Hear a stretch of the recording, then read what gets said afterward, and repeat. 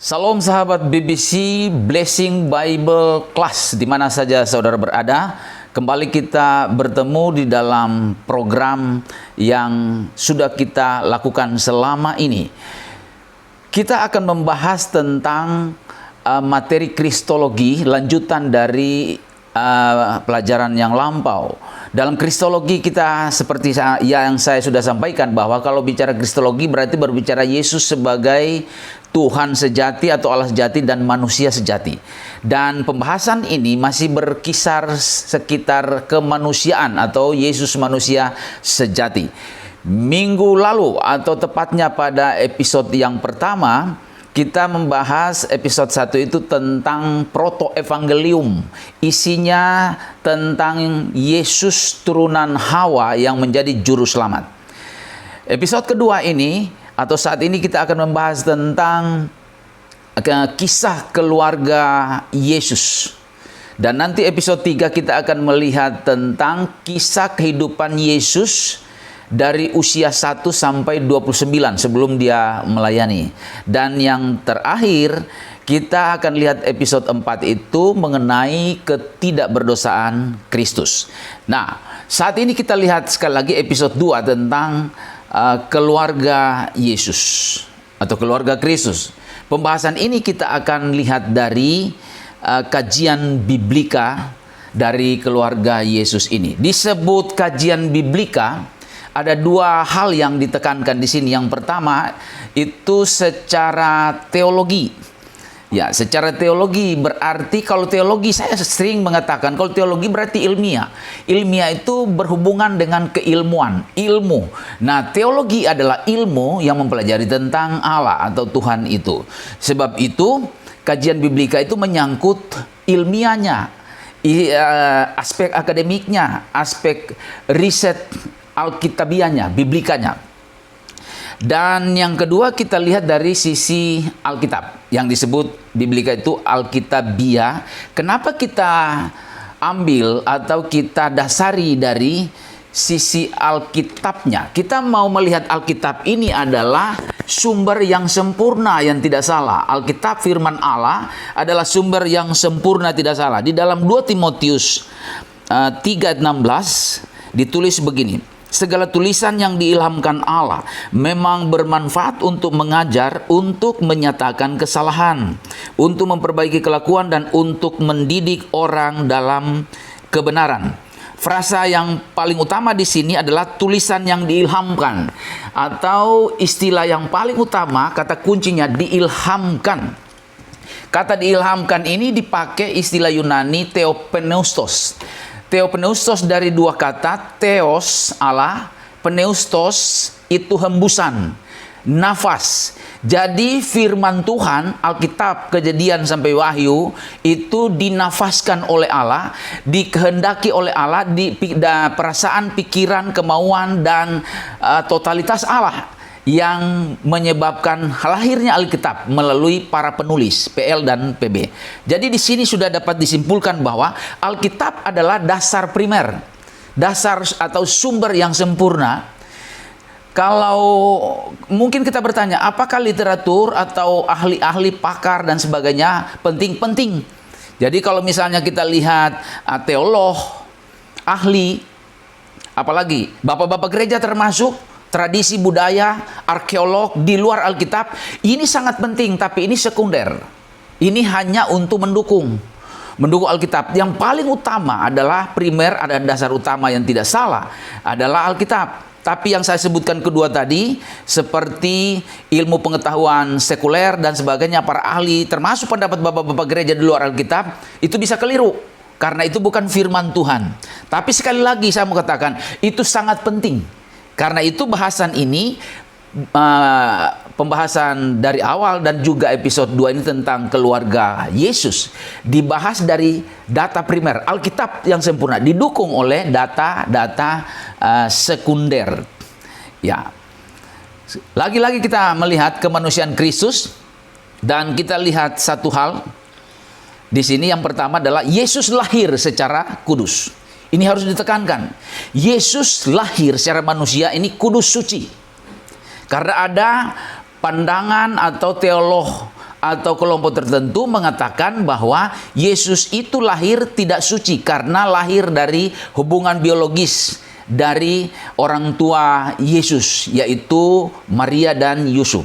Jadi kelahiran Yesus itu menyebabkan dia menjadi manusia biasa dan berdosa karena tidak suci. Ini pandangan yang tidak punya dasar Alkitab. Kalau kita melihat kelahiran Yesus dalam perjanjian lama, sudah dinubuatkan di dalam Yesaya. Kalau kita lihat Yesaya 7, kita mau membaca Yesaya 7 ayat yang ke-14. Ayat Yesaya 7 ayat 14 begini. Sebab itu Tuhan sendirilah yang akan memberikan kepadamu suatu pertanda. Sesungguhnya seorang perempuan muda mengandung dan akan melahirkan seorang anak laki-laki, dan ia akan menamakan dia Immanuel. Sekali lagi dikatakan sini perempuan muda, kata Yesaya. Untuk mengerti semuanya ini, dalam perjanjian lama khususnya teks Ibrani ada dua istilah gadis atau perempuan muda atau anak darah dipakai. Satu disebut Betula. Betula itu gadis. Yang kedua adalah Alma, itu juga gadis. Bedanya di mana? Beda prinsipilnya adalah Betula adalah gadis tapi tidak perawan. Belum tentu perawan, seperti misalnya Tamar khususnya. Tamar dinodai oleh Amnon. Ya. Kata dipakai di sana gadis. Tamar itu gadis, tapi gadis yang sudah ternoda. Itu disebut Betula.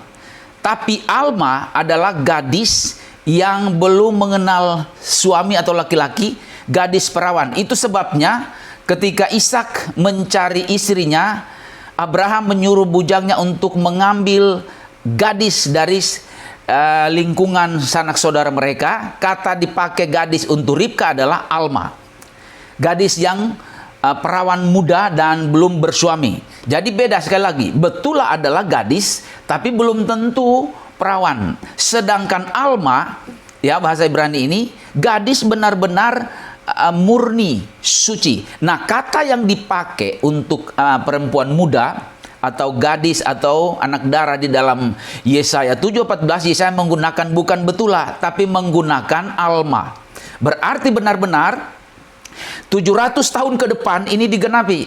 Jadi Yesaya, sekali lagi 700 sebelum kelahiran Yesus, Yesaya sudah menubuatkan bahwa yang melahirkan Yesus adalah perempuan muda anak darah yang disebut Alma, yang belum kenal laki-laki, perawan suci. Ini ditegaskan. Nah, kata Alma baik di dalam Septuaginta maupun di dalam teks Yunani Perjanjian Baru diterjemahkan Parthenos. Itu kita temukan di dalam Matius 1 ayat yang ke-23.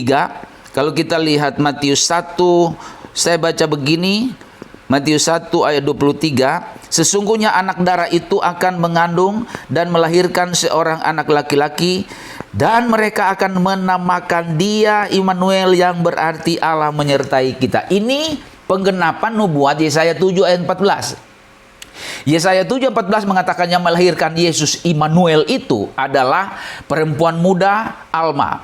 Alma Parthenos itu adalah sama dengan Alma, yaitu perempuan muda gadis yang belum bersuami. Nah, kata yang dipakai di dalam Matius 1:23 ini, anak darah yang melahirkan Immanuel atau Yesus adalah Parthenos. Berarti sejajar dengan Alma yang dijelaskan oleh Yesaya 700 tahun. Saya ulangi lagi, kira-kira ini digenapi. Jadi yang melahirkan Yesus ini adalah perempuan suci, perempuan tidak ternoda, dalam arti perempuan yang belum bersuami. Itu diakui oleh Maria. Kalau kita lihat di dalam Lukas 1 ayat 34, sebaiknya dibaca walaupun kita sudah hafal ayat ini. Lukas 1 ayat 34 disampaikan begini, dikatakan oleh Maria sendiri tentang pemberitahuan bahwa dia akan mengandung. Ya, dia akan mengandung, lalu dia katakan apa di dalam ayat 34? Kata Maria kepada malaikat itu, yang malaikat yang mengatakan bahwa engkau Maria akan melahirkan. Maria katakan, bagaimana hal itu mungkin terjadi karena aku belum bersuami? Maria sendiri yang mendefinisikan apa arti perempuan muda anak darah, Parthenos itu, yaitu definisi Maria adalah aku belum bersuami. Berarti masalah kekudusan, kegadisan dari perempuan muda atau Maria ini. Ini yang dimaksud dengan anak darah yang suci. Jadi Alma, perempuan muda suci, atau Parthenos, gadis suci, perawan muda, anak darah yang belum bersuami, dialamatkan kepada Maria yang kudus, yang suci, ibu Yesus tadi, benar-benar menolak anggapan orang-orang yang mengatakan bahwa Yesus lahir dalam keadaan berdosa karena lahir dari suami istri yang secara umum sudah dibantah.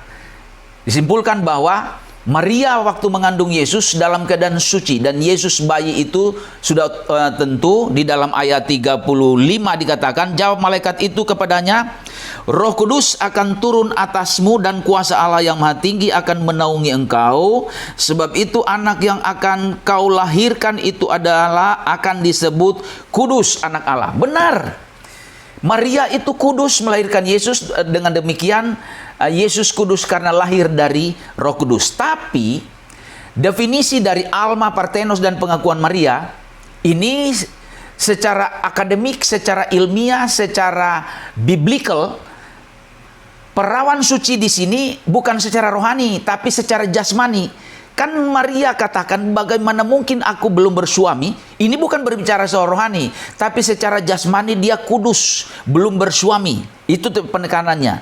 Jadi sekali lagi, soal anak darah perempuan suci pada Maria adalah masalah jasmani Maria sebagai gadis perawan yang belum bersuami. Ini pengakuan dia dan berdasarkan ilham Roh Kudus dan pengakuan dari perjanjian lama.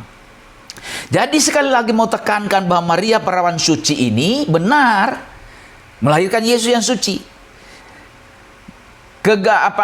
Disebut perawan muda atau anak darah ini justru membuktikan kekudusan anak yang lahir, yaitu Yesus. Lahir dari seorang yang dipilih Tuhan sebagai wanita yang terhormat, yang istimewa untuk melahirkan putra ajaib supranatural Yesus. Namun yang kudus sempurna tanpa dosa di sini adalah Yesus. Jadi dalam konteks ini saya mau tekankan adalah kekudusan sempurna bukan siapa-siapa yang mau tingkatkan sini, adalah Yesus yang kudus yang sempurna karena dia juru selamat. Ya. Jadi yang ditampilkan sini bukan Yesaya, bukan Yusuf, bukan Maria, tapi yang kekudusan, walaupun kudus Maria, tapi yang ditinggikan menurut iman kami, iman saya khususnya dalam membahas ini adalah Yesus. Tujuan teks ini adalah Yesus yang ditinggikan, bukan siapa-siapa, bukan manusia-manusia, tapi Yesus yang ditinggikan. Dan ini yang diajarkan oleh Alkitab, yang diyakini oleh iman Kristen selama ini. Ini yang pertama dibuktikan bahwa Yesus itu kudus karena dilahirkan oleh wanita kudus. Kemudian Yesus memiliki saudara dan keluarga. Mau mengatakan begini, batas Maria sebagai perempuan kudus atau perawan suci, dalam arti tadi anak darah yang belum bersuami, batasnya sampai Yesus lahir. Ya, sampai Yesus lahir. Sesudah melahirkan Yesus, ini catatan Alkitab. Dan ini yang menjadi iman Kristen, bahwa sesudah melahirkan Yesus, Maria dan Yusuf hidup sebagai suami istri seperti pada umumnya. Ini yang mau tegaskan. Tapi saya mau mengatakan lagi, waktu melahirkan Yesus, wanita Maria istimewa, kudus, tidak ternoda, dan Yesus tentunya lahir tanpa dosa. Sesudah melahirkan Yesus, Maria dan Yusuf hidup sebagai suami istri pada umumnya dan melahirkan anak-anak dari Maria dan Yusuf. Saya memberikan 5 bukti dari Alkitab. Hal pertama, Yusuf, seperti yang pernah saya singgung sebelumnya, Yusuf menikahi Maria untuk membangun keluarga normal.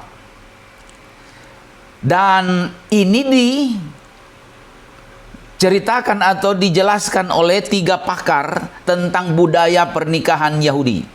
Yang pertama adalah dalam Walford itu, khususnya edisi Walford, Louis Berbery dalam Bible Knowledge Commentary of New Testament. Lalu kemudian Craig Kennard dalam Bible Background Commentary of New Testament. Charles Ryrie dalam Ryrie Bible Study, ya, Study Bible, menjelaskan begini kisah pernikahan orang Yahudi. Yaitu pertama, pernikahan diatur oleh kedua belah orang tua. Diatur. Kemudian setelah orang tua bertemu sepakat, kedua calon suami istri itu dinyatakan sebagai suami istri dalam tunangan. Tapi belum boleh hidup bersama selama 1 tahun. Selama 1 tahun itu masing-masing tinggal di rumah orang tua masing-masing, menjaga kekudusan ikrar dan pernikahan. Kekudusan ikrar pernikahan itu masalah secara jasmani dan juga ada rohaninya, soal karakter dan lain-lainnya. Jika masa setahun, jika masa setahun tadi belum bertemu masing-masing di rumah keluarga masing-masing dengan orang tua, tapi sudah dinyatakan suami istri dalam tunangan, selama masa 1 tahun jika ditemukan, contoh saja, sang wanita misalnya mengandung di luar pernikahan tunangan tadi, maka pernikahan dibatalkan dan dianggap wanita ini berselingkuh dan melanggar ikrar tunangan pernikahan, dan terutama adalah membuat aib dan dosa kekudusan pernikahan. Karena itu wanita ini harus dipermalukan. Bukan hanya dipermalukan di hadapan umum, dalam catatan Ulangan 22 ayat 23. Sekali lagi, Ulangan 22 ayat 23 boleh dibaca. Di sana, sang wanita dipermalukan di muka umum dan dirajam dengan batu sampai mati. Itu catatan peraturan pernikahan. Nah, kalau kita membaca Matius 1 ayat yang ke-19 20 begini. 18 sebaiknya 18 sampai 20. Kelahiran Yesus Kristus adalah seperti berikut. Pada waktu Maria ibunya bertunangan dengan Yusuf, ternyata ia mengandung dari Roh Kudus sebelum mereka hidup sebagai suami istri. Karena Yusuf suaminya seorang yang tulus hati dan tidak mau mencemarkan nama istrinya di muka umum, ia bermaksud menceraikannya dengan diam-diam. Tetapi ketika ia mempertimbangkan maksud itu, malaikat Tuhan nampak kepadanya dalam mimpi dan berkata, "Yusuf, anak Daud, janganlah engkau takut mengambil Maria sebagai istrimu, sebab anak yang di dalam kandungannya adalah dari Roh Kudus." Perhatikan, 3 ayat sudah dibaca tadi. Mau menyimpulkan begini, ini sebenarnya yang harus didiskusikan atau dicermati. Bukan soal Yusuf mengambil Maria sebagai istrinya, tapi paling inti adalah mengapa Yusuf mau menceraikan Maria.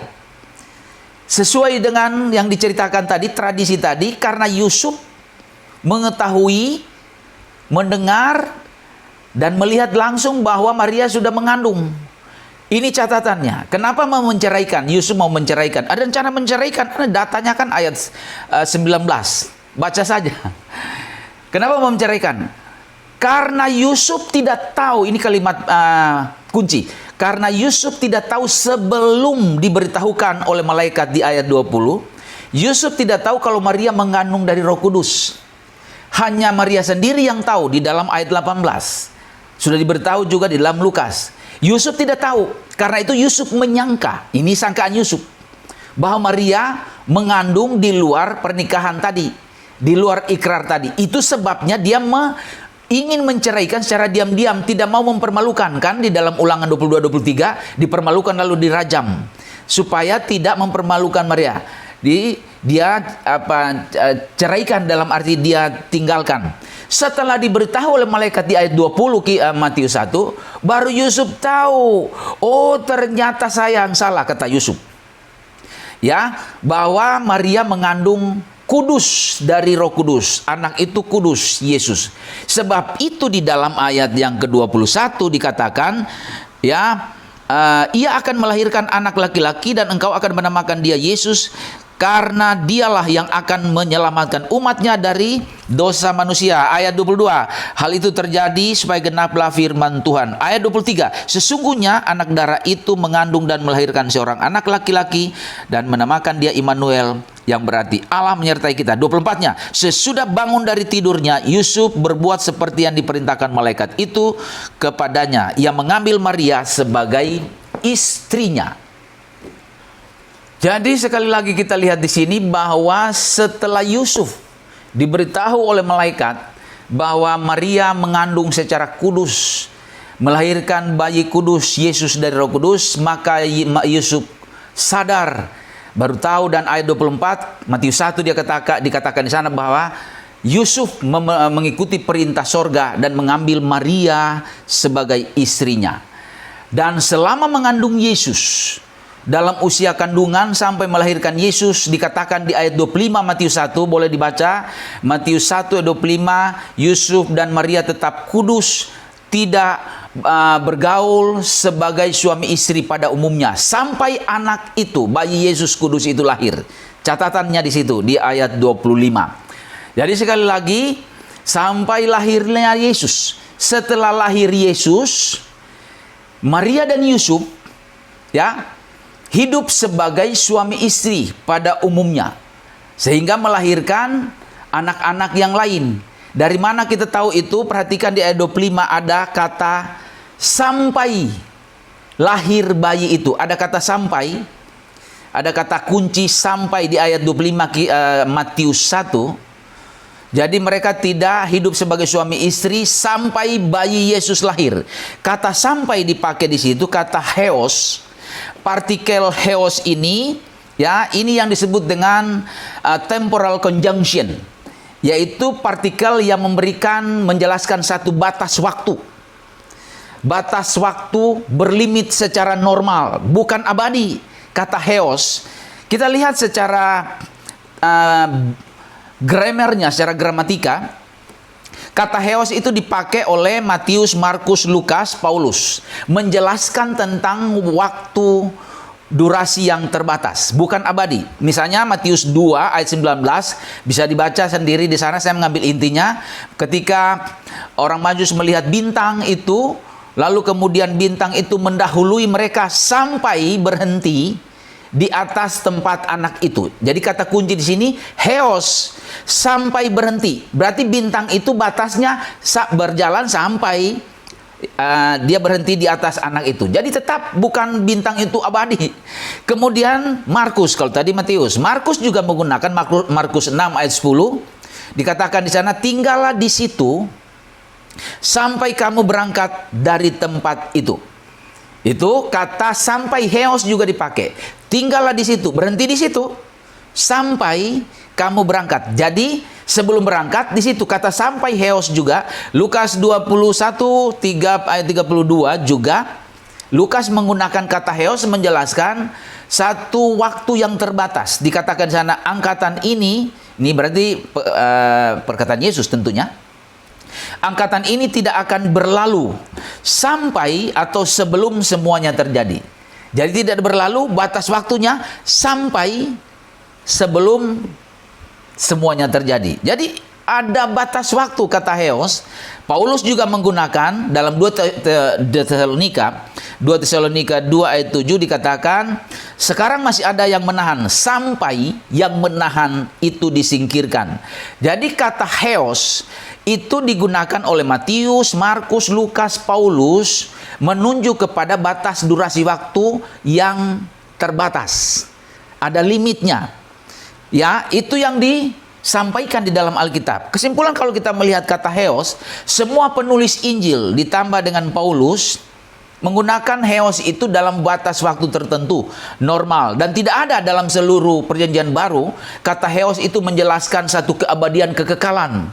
Sampai itu berarti ada limit.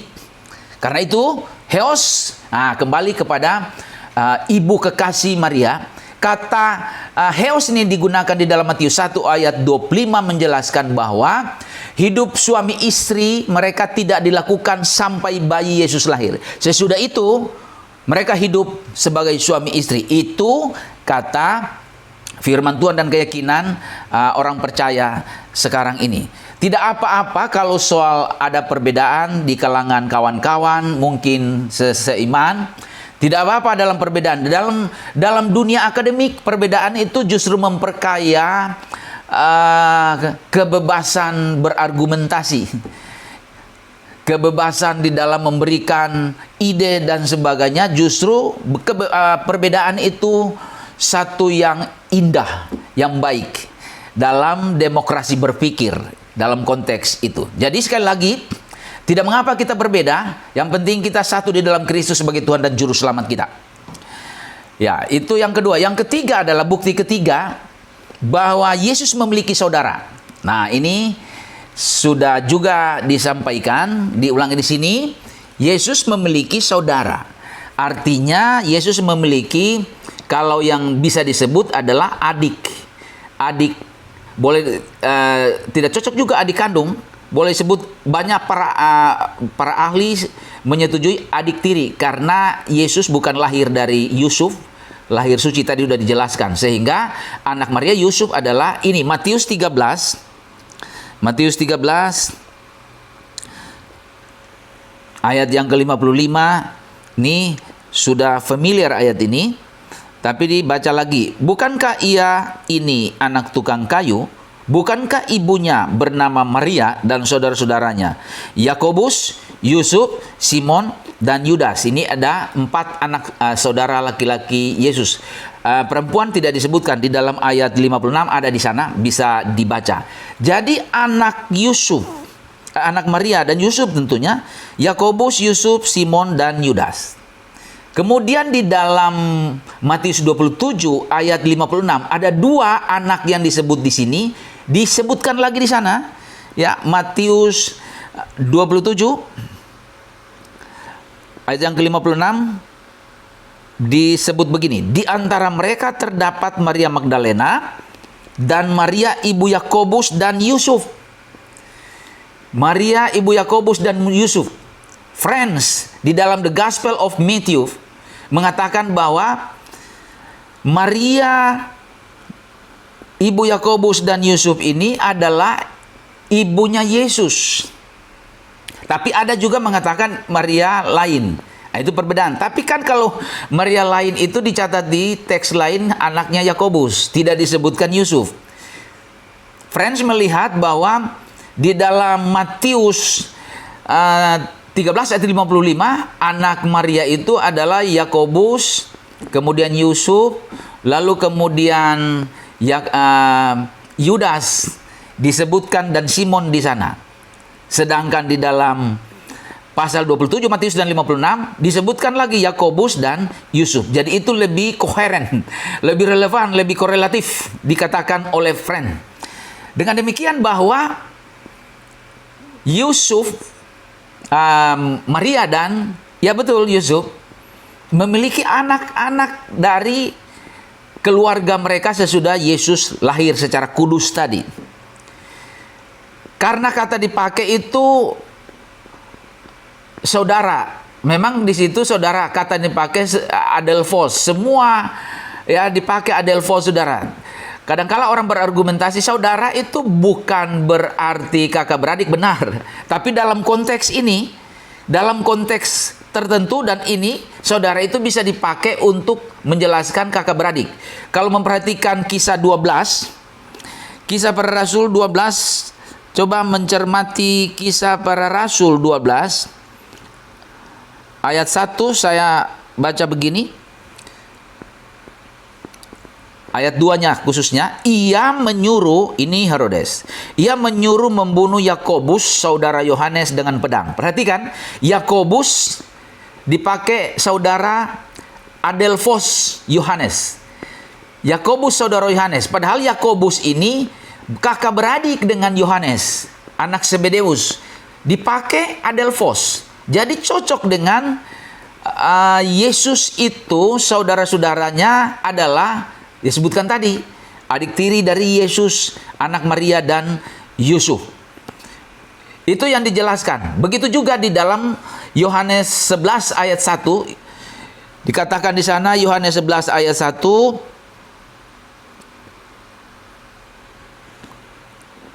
ya, di sini dibilang ada seorang yang sedang sakit namanya Lazarus, ia tinggal di Betania, kampung Maria dan adiknya Marta.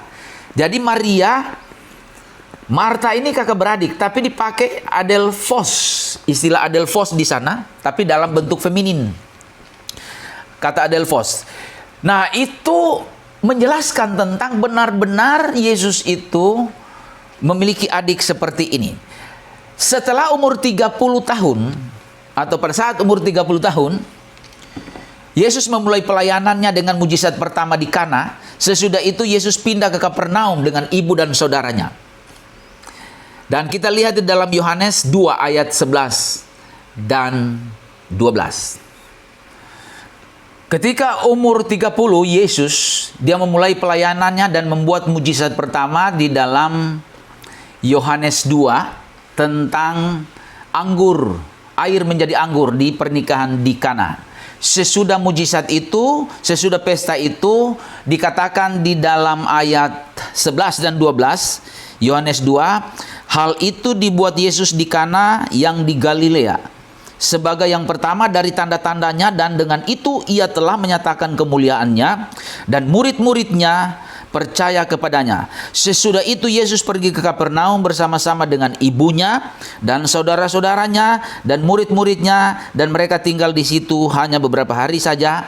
Dan dikatakan di dalam ayat ini, setelah melayani Yesus sudah tinggal di Kapernaum, pindah dari Nazaret, dan ikut adalah ibunya. Juga saudara-saudaranya dikatakan di sini. Kalau saudara-saudaranya itu bukan anak Maria, ibu Yesus, ngapain ikut-ikut Maria dan ikut-ikut Yesus? Ini logika sederhana saja. Tapi mereka ikut ke Kapernaum. Ya, itu pembuktian ketiga. Dan pembuktian keempat, bahwa Yesus ini punya keluarga dalam arti dia punya adik. Ia sangat mengasihi dan bertanggung jawab atas ibunya. Nih, Yesus ini sangat mencintai keluarganya, khususnya mengasihi orang tuanya, Maria yang dimaksud. Kenapa? Sebelum dia menyerahkan nyawanya kepada Bapa di salib, yang ada di situ ibunya dan juga perempuan-perempuan lain, dan dia serahkan serahkan ke murid yang dikasihi. Dalam Yohanes 19 ayat yang ke-25 disampaikan begini. Dan dekat salib Yesus berdiri ibunya dan saudara ibunya, Maria istri Kleopas dan Maria Magdalena. Ya.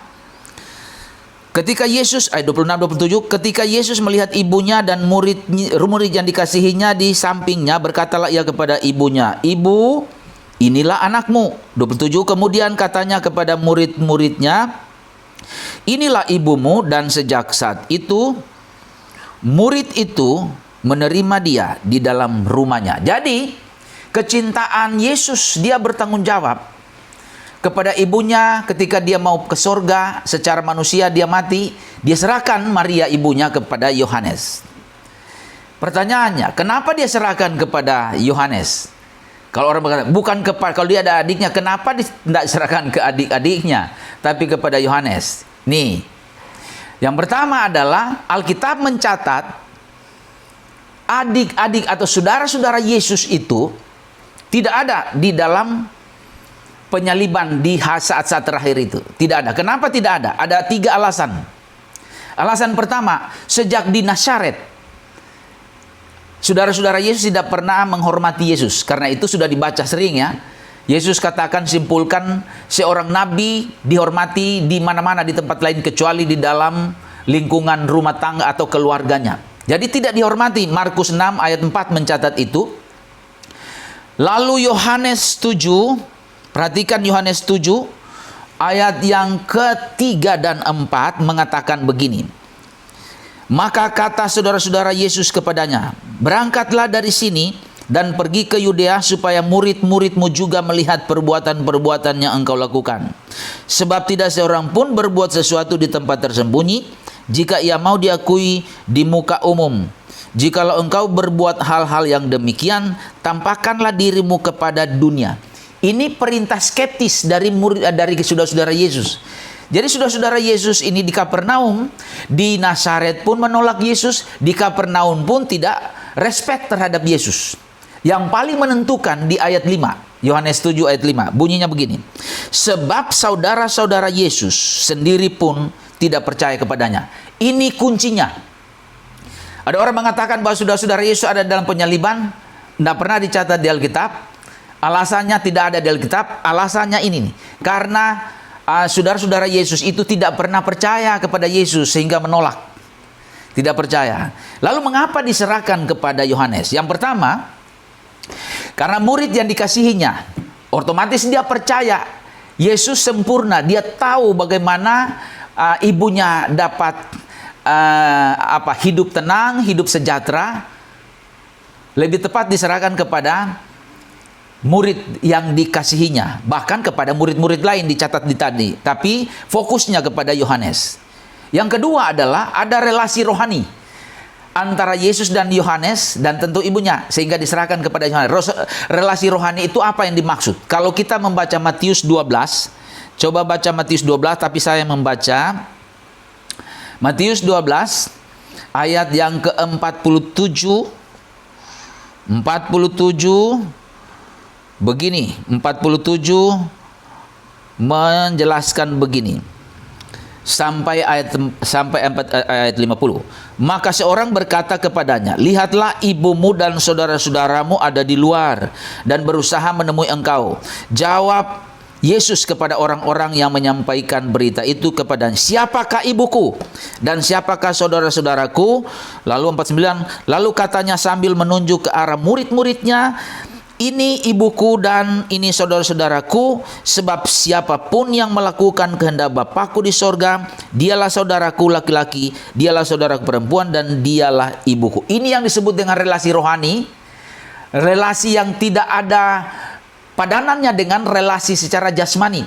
Bahkan dalam tanda petik, Yesus seolah-olah menyangkal, ibuku itu bukan ibuku secara manusia, bukan juga saudaraku. Saudaraku adalah, dia menunjuk kepada murid-muridnya, mereka yang melakukan kehendak Bapa di sorga, mereka yang melakukan kehendakku. Jadi, saudara yang dimaksud secara rohani, saudara Yesus adalah orang yang melakukan kehendak Bapa dan melakukan kehendak Yesus, termasuk murid-muridnya, termasuk kita semua, itu saudara Yesus. Itu sebabnya tidak diserahkan kepada orang yang belum percaya, karena saudara-saudara Yesus belum percaya. Dicatat dalam Yohanes 7 ayat 5 tadi, tidak percaya kepada Yesus, lebih percaya ke Yesus, lebih menyerahkan kepada saudara-saudara Yesus yang melakukan kehendak Bapa, murid-muridnya. Dan kita juga yang disebut sebagai saudara Yesus yang melakukan kehendak Bapa. Jadi saudara Yesus itu adalah orang yang melakukan kehendak Bapa. Alasan itu yang mengatakan bahwa Yesus tidak menyerahkan kepada adik-adiknya karena mereka tidak percaya Yesus. Bagaimana mereka tidak percaya Yesus sedangkan menyerahkan Ibu Kudus dalam konteks melahirkan Yesus? Dan argumen kelima, bahwa Yesus adalah punya keluarga dalam arti secara manusia, dia lahir ada keluarganya, dalam arti dia punya adik-adiknya. Dia memiliki dua adik sebagai penulis Alkitab. Pertama, surat Yakobus.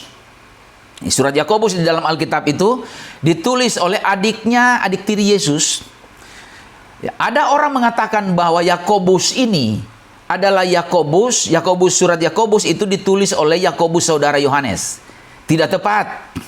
Karena Yakobus saudara Yohanes itu dipancung oleh Herodes tahun 44. Lalu kemudian ada Yakobus di sidang Yerusalem tahun 49. Itu bukan Yakobus Rasul Yakobus saudara Yohanes, karena sudah dipancung tadi saya katakan tahun 44. Sedangkan sidang Yerusalem tahun 49 ada Yakobus. Yakobus itu yang ditemukan bertemu dengan Paulus, sehingga Paulus menulis dalam surat Galatia 1 ayat yang ke-19, dia bertemu Yakobus saudara Tuhan Yesus. Jadi yang memimpin sidang itu bukan Rasul Yakobus, tetapi Yakobus saudara Yesus, menjadi diangkat oleh murid-murid sebagai kepala atau pemimpin gereja di Yerusalem. Pemimpin gereja. Dalam liturgi Kristen, ya, dalam liturgi Kristen tertua, Yakobus disebut sebagai Adelpotheos. Adelpotheos artinya saudara Tuhan. Eusebius mengutip tulisan Clement dari Alexandria, Eusebius mengatakan bahwa Yakobus sadik, sebab hidup Yakobus itu benar, suci. Sadik itu benar, suci, benar, khususnya saudara Yesus. Dan Yakobus ini, kata Eusebius, diangkat oleh Petrus, Yakobus, dan Yohanes menjadi pemimpin gereja Yerusalem. Dan dia, sekali lagi, dia yang memimpin bersama Petrus dan juga Paulus waktu itu sidang Yerusalem di Kisah Para Rasul pasal 15. Dan itu yang dilaporkan oleh Paulus di Galatia 1 ayat 19. Jadi kita lihat di sini bahwa Yakobus Rasul bukan penulis kitab Yakobus. Jadi mau mengulangi bahwa atau memberi respon kalau orang mengatakan bahwa surat Yakobus ditulis oleh Rasul Yakobus saudara Yohanes anak Zebedeus, ini keliru. Sekali lagi, karena Yakobus Rasul itu, saudara Yohanes sudah dipancung Herodes pada tahun 44. Lalu kemudian tahun 49, Yakobus saudara Yesus ini memimpin sidang. Dan surat Yakobus itu ditulis tahun 50, sekitar itu. Berarti tahun 50 cocok dengan Yakobus saudara Yesus penulisnya, yang diakui tadi oleh liturgi Kristen tertua dan Clement dari Alexandria dan Eusebius. Lalu saudara Yesus yang kedua, adik Yesus tiri yang kedua yang menulis adalah Yudas. Yudas katakan di dalam Yudas 1, khususnya saya membaca lagi Yudas 1 begini. Dari Yudas, hamba Yesus Kristus saudara Yakobus, kepada mereka yang terpanggil, yang dikasihi dalam Allah Bapa, dan yang dipelihara untuk Yesus Kristus. Nah, di sini nih, Yudas mengatakan bahwa dia adalah saudara Yakobus. Cocok di dalam, kalau kita membaca Matius tadi, Matius 13 ayat 55, mereka bersaudara, anak Maria ibu Yesus. Penulis. Dan ini Yudas ini dan Yakobus sama. Karakter tulisan suratnya memperkenalkan diri bukan seperti tulisan Rasul. Kalau Rasul menulis, baik Petrus maupun Paulus, dia memberi salam dari Paulus Rasul Yesus, salam dari Petrus Rasul Yesus. Tapi Yakobus dan Yudas tidak mengatakan salam dari Yakobus Rasul Yesus, tapi Yakobus hamba Allah, hamba Yesus Kristus. Begitu juga Yudas hamba Yesus, saudara Yakobus, membuktikan mereka bukan rasul tapi adik saudara Yesus. Dengan kita melihat pemaparan secara biblika ini, disimpulkan bahwa sekali lagi ada orang mengatakan Yesus lahir secara berdosa dari biologi. Salah, karena Maria dan Yusuf tidak hidup sebagai suami istri sampai pada Yesus lahir. Itu kesimpulan pertama. Dengan demikian, Maria waktu melahirkan Yesus, mengandung Yesus suci. Maria istimewa, dan Yesus adalah anak suci, kudus dari Roh Kudus, juru selamat. Yang kedua, setelah Yesus lahir, Yesus punya adik-adik dari Yusuf dan Maria, dan itu sudah dibuktikan dua diantaranya penulis firman Tuhan yang dipakai sampai sekarang, surat Yakobus dan surat Yudas. Dan yang ketiga, ini riset secara akademik, secara ilmiah teologi, dalam arti teologi dan biblika, yang mengatakan bahwa kehidupan Yesus secara manusia dapat dilihat secara logis. Dan yang keempat, soal perbedaan, saya mengulangi, saya mengasihi teman-teman yang punya pendapat lain, ya, secara akademik, Saya mengulangi bahwa perbedaan adalah hasanah atau kekayaan di dalam demokrasi berargumentasi, demokrasi berpikir. Sehingga ini dapat dimaklumi. Jadi bebas saja, silakan yang sudah menemukan atau meneliti lalu menemukan satu kesimpulan menjadi keyakinan iman, pegang baik-baik. Yang penting ada argumentasi, jangan lepas. Tapi saya membahas ini menemukan satu hasil penemuan seperti tadi yang sudah disimpulkan. Kiranya ini menjadi berkat khususnya bagi jemaat Kristen yang bertanya-tanya bagaimana keluarga Yesus, dan juga menjadi bahan materi kuliah untuk calon hamba-hamba Tuhan di Sekolah Teologia. Dan nantikan episode berikut membahas tentang kemanusiaan Yesus, khususnya tentang hidup Yesus dari umur 1 sampai 29, dan nanti impeccability Kristus atau Christ, ketidakberusahaan Yesus sebagai penutup aspek Kristus sebagai manusia. Tuhan memberkati. Shalom.